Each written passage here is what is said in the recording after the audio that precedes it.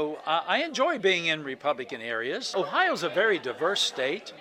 You know, there are areas that are deeply, deeply Democratic and other areas that are strongly, strongly Republican. But I think as a state, we tend to be a middle state. You know, we're a state that no Republican or Democratic Party can ever take for granted.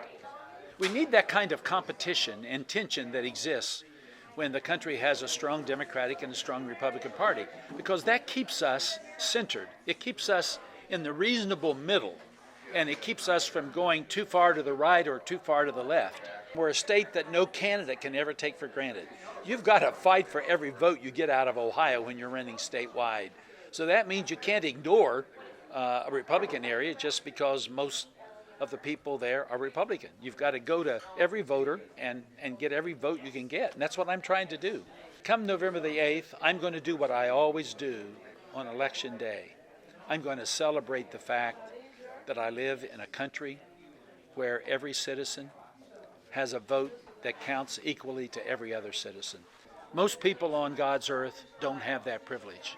And we ought to prize that privilege, and we ought to use it.